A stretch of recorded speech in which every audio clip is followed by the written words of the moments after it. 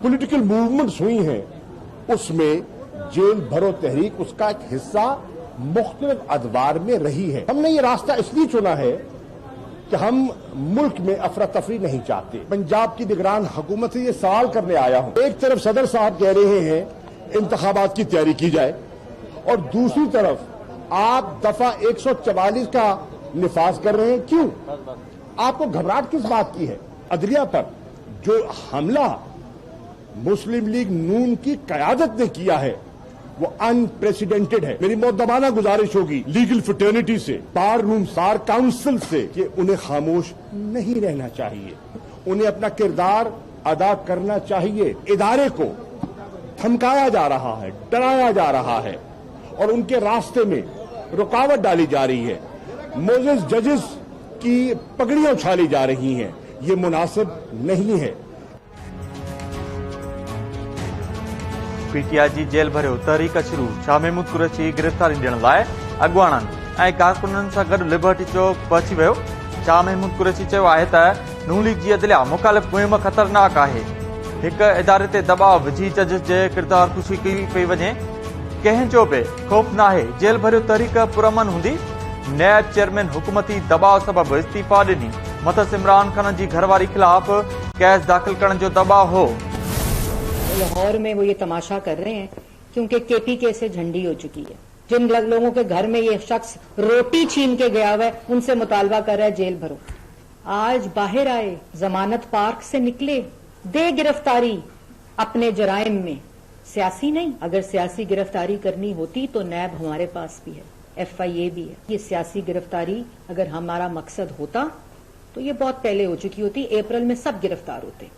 कोई law and order situation create करेगा, कोई मुल्क को नुकसान पहुंचाएगा, कोई मुल्क की अमलाक को नुकसान पहुंचाएगा, कोई किसी मास ट्रांजिट की चीजों को नुकसान पहुंचाएगा, किसी किस्म का इंतशार फैलाने की कोशिश करेगा, वो सियासी गिरफ्तारी नहीं है, मुल्क का कानून हरकत में आएगा।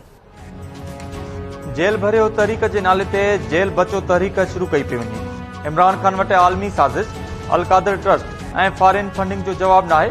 केसनि खां बचण जूं कोशिशूं कयूं पई वञनि। वफ़ाक़ी वज़ीर मरियम औरंगज़ेब चयो आहे त इमरान खान खे जेल भरियो तहरीक लाइ पंहिंजी ज़मानत वापसि वठणु घुर्जे। जेल भरियो तहरीक मुल्क जे ख़िलाफ़ साज़िश जी तहरीक आहे। ही फॉरेन फंडिंग केस किथे पेश नथो थिए। साबित थी चुको त इमरान खान तोशाखाना जो चोर आहे।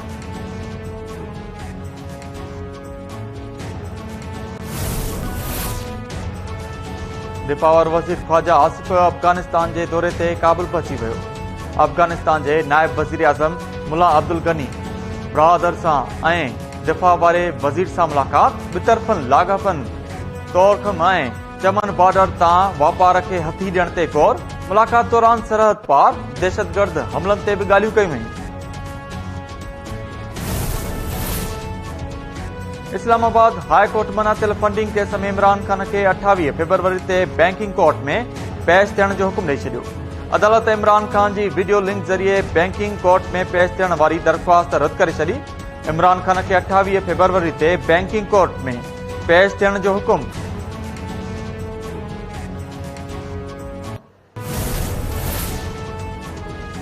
चीन जी तरक्याती बैंक पाकिस्तान खे $70 करोड़ कर्ज़ ॾियण जी मंज़ूरी ॾेई छॾी। नाणे वारे वफ़ाक़ी वज़ीर इसाक डार चीनी बैंक खां कर्ज़ मिलण जी तस्दीक़ कंदे चयो आहे त चीनी बैंक पारां मिलंदड़ कर्ज़ हलंदड़ हफ़्ते स्टेट बैंक खे मिली वेंदो। पैसा मिलण सां नाणे जा ज़ख़ीरा बहितर थींदा।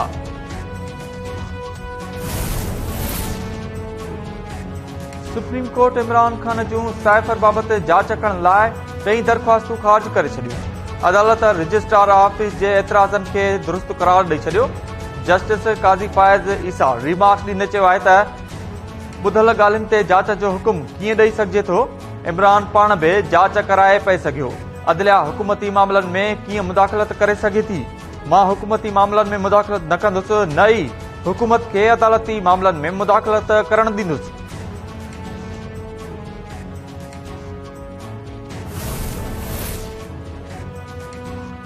सखर शहर खे फराहम थींदड़ वाटर सप्लाई जो पानी ज़हरीलो करार। सूबे में 729 जगहनि ते सिंधु दरिया में ज़हरीलो पानी शोर थियण जो बि इंकशाफ। सिंध हाई कोर्ट पारां जोड़ियल कमेटी रिपोर्ट अदालत में पेश कई वई। अदालत रोहिड़ी जी लेबॉरेटरी के गलत रिपोर्ट पेश करण ते शोकास नोटिस जारी करे छडियो। 28 फरवरी ते जवाब तलब। सखर बैराज जे चीफ इंजीनियर के भी पेश थियण जी हिदायत। रिपोर्ट में चयो वियो आहे त सिंधु दरिया जो पानी बेहतर आहे, पर सखर जे शहरनि खे मिलंदड़ वाटर सप्लाई जो पानी ज़हरीलो आहे। सिंध में 729 हंधनि ते दरिया में फैक्ट्रियुनि, गटरनि, अस्पतालुनि जो ज़हरीलो पानी छोड़ कयो पियो वञे। जस्टिस सलाउद्दीन पौर रीमार्क्स ॾींदे चयो त गंदो पानी दरिया में छोड़ कयो पियो वञे। आबपाशी खातो छा पियो करे? असां सिंधु दरिया खे ड्रेनेज में तब्दील करण न ॾींदासीं।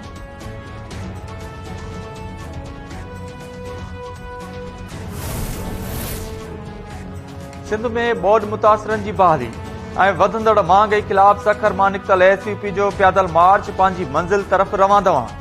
एसयूपी जे मरकज़ी सदर सैयद ज़ैन शाह जी अॻुवाणी में पैदल मार्च मेड़ खां केएन शाह तरफ़ रवानो थियो। उमेरुबाब चांडियो बि पैदल मार्च में शिरकत कई। ज़ैन शाह चयो आहे त हालतूं तमामु घणियूं ख़राब आहिनि। सिंध जे हक़नि लाइ सभिनी खे सुजाग थियणो पवंदो। सिंध हुकूमत अवाम जो पैसो लुटियो आहे, जेको वापसि कराए वञे। सिंध ॿोड़ाईंदड़नि जो एहतसाब ज़रूर आहे।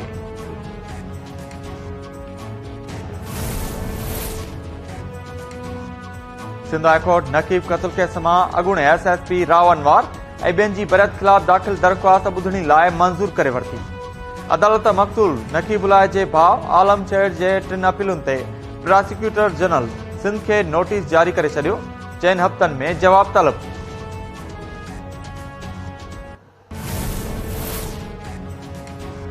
उमेरुबाब जे 3 घर भातियुनि जे क़त्ल केस जी दादू जी अदालत में ॿुधणी। अदालत अॻूणे एसएचओ करीम चांडियो जी ज़मानत रद्द करे छॾी।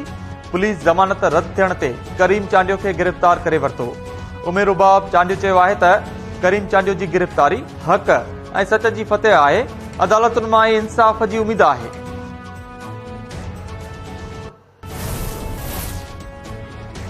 नेप्रा के खां सवाइ ॿियनि बिजली विरहाईंदड़ कंपनियुनि खे बिजली 50 पैसा महांगी करण जी मंज़ूरी ॾेई छॾी। इज़ाफ़ो अप्रैल, मई ऐं जून लाइ कयो वियो।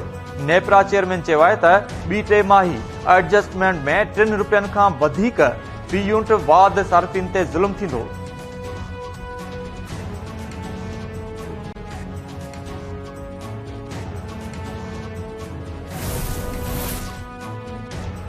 सिंध हाईकोर्ट सखर बेंच अदालती हुकूम ते अमल न थियण खिलाफ़ दाख़िल दरख़्वास्त ते तालीमी बोर्ड्स जे चेयरमैन, सेक्रेटरी यूनिवर्सिटीज़ ऐं बोर्ड्स खे 2 मार्च ते तलब करे वरितो।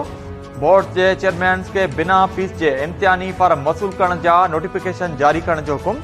अदालत चयो आहे त जेकॾहिं अदालती हुकूम ते अमल न थियो त 2 मार्च खां बोर्ड जे चेयरमैन खिलाफ़ तौहीन अदालत जी कार्रवाई कई वेंदी।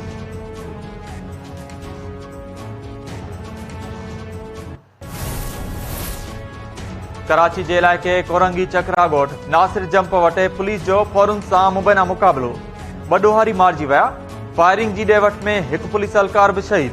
पुलिस जो चवणु आहे त शहीद एहलकार कोरंगी इंडस्ट्रियल एरिया जो चौकी इंचार्ज हो। नॉर्थ कराची में 1 ॾोहारी खे ज़ख़्मी हालत में गिरफ़्तार करण जी दावा।